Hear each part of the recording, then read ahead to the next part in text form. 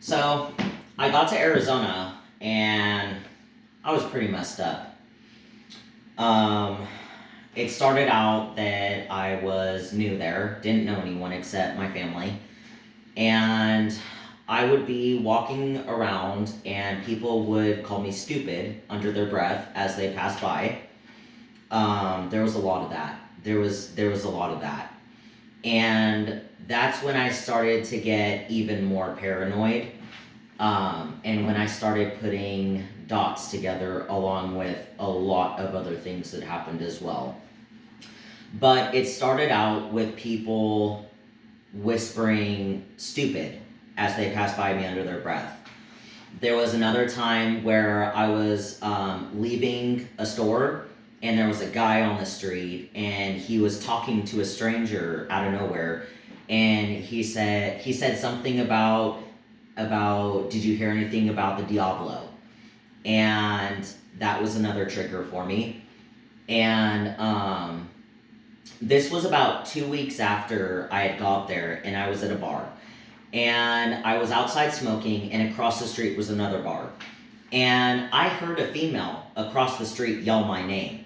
And the group of guys she was with hushed her up and told her no. And that's when I knew. That was when I knew that something big was going on here. And it wasn't just in my head. That people knew who I was, and I didn't know what they knew. And on top of the paranoia from being watched by the government and the psychic phenomenon, I was pretty messed up and extremely paranoid and not okay. There was a lot of things that happened in Arizona, but I'll give a quick rundown. Um, so I also heard another guy on the streets saying it's serious. All the celebrities are going to Italy. And I do believe that I was talking about Italy at Walmart because I've always been drawn to Italy. Um, so there was that. And there was a guy at the library who sat down near me and randomly out of nowhere said, "I want what you've got." And that kind of worried me, and I ended up walking out.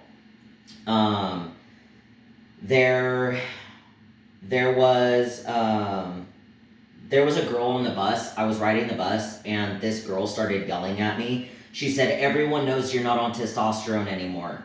And I'm like, "What are you talking about? What do you know?" And she was yelling, and I told her to stop yelling and to sit down, and she sat down, and she was very, very mad.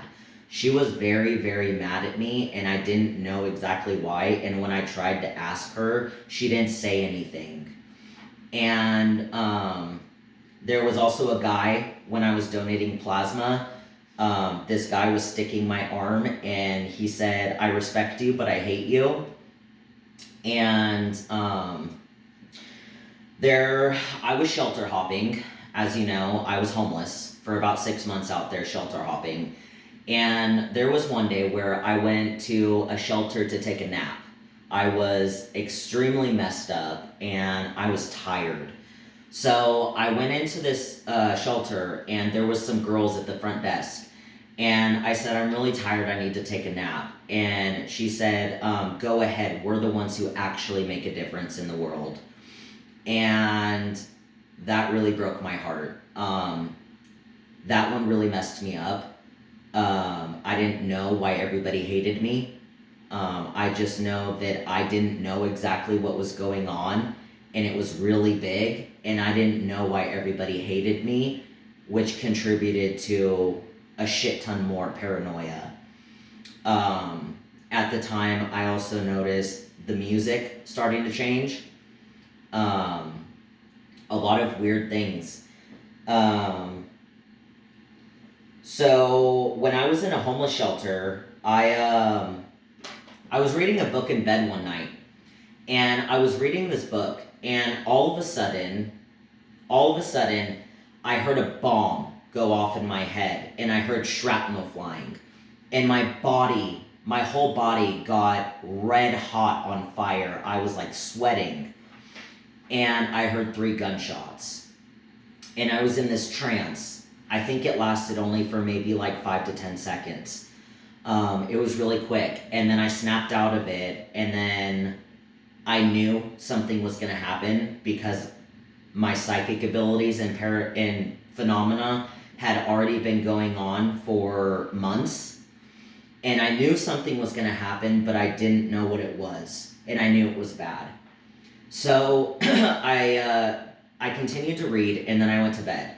I woke up and I went into the common area at the shelter, and all the girls were watching the news. And I turned to look at it, and I see that the Las Vegas shooting had happened. And I knew that my vision the night before was directly related to that. And I walked out. And I didn't tell anybody. And I was pretty upset with that. And I left the shelter and I went to the bus stop and I tried to take my mind off of it, and I started playing the harmonica to Tom Petty, Mary Jane's Last Dance. Tom Petty is a huge hit in our family, so I was doing that, and I had got on the bus and I got on my phone and I found out that Tom Petty had died that morning. And yeah, so there was that.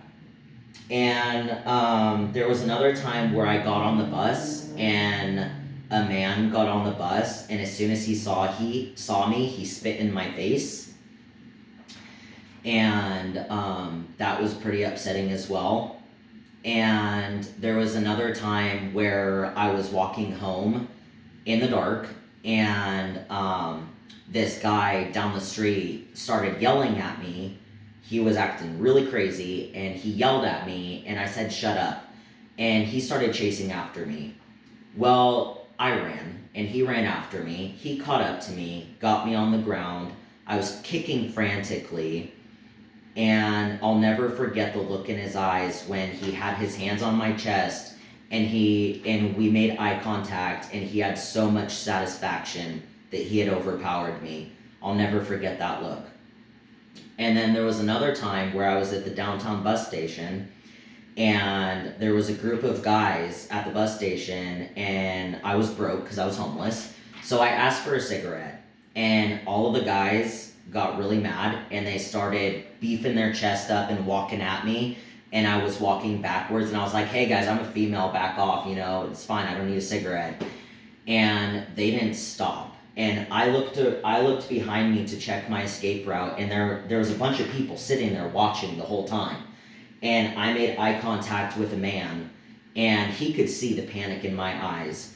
And he jumped up, and he got in front of me, and he made them back down. And they walked away, and I ended up thanking him for being a man and for helping me out. And there was just a lot of stuff. There was a lot of people that were really rude to me. I was getting 86'd out of bars for nothing. Like, I would walk into a bar and they would just 86 me, and I'd be like, "What's your problem? I didn't do anything." And they would just tell me, "I'll get security here to escort you out."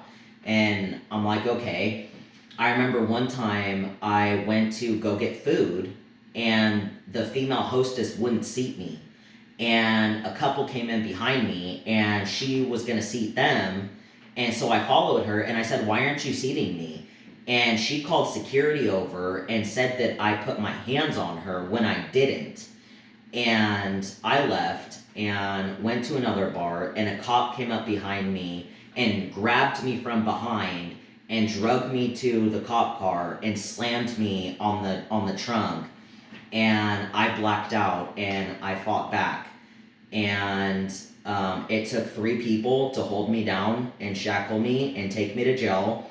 And I was already messed up at that point, and I was kind of freaking out in jail saying, "I don't know what's going on. And they ended up restraining me and tying me down to a chair where I couldn't move, and threw me in a room, and I screamed and cried for a very, very long time. And the guards were walking past me, banging on the door and laughing at me. and I was already so messed up from everything. And I remember feeling the torture in that situation. And I remember when they finally brought me out after I had calmed down from screaming and crying for a really long time, and all the guards were lined up in front of me, and they all just had this look on their face, this look on their face, like they were so satisfied for overpowering me. The same look that guy got. And I just remember just being disgusted with everyone and everything.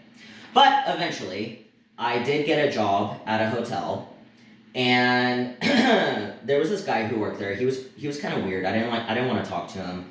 Well, one day he decided to throw a screwdriver at my head from across the parking lot upstairs. It landed about 3 feet away from me. So I turn around and I see him upstairs laughing that he threw a screwdriver at me. And so I picked up that screwdriver and I threw it at him. It went right over his head. I missed by only a few inches. And both of us are lucky that I missed by a few inches. And I come to find out that he was also a sexual predator. And that job didn't last long. So eventually, I was only in Arizona for about 8 months, and I decided I needed to leave. So I went back to California.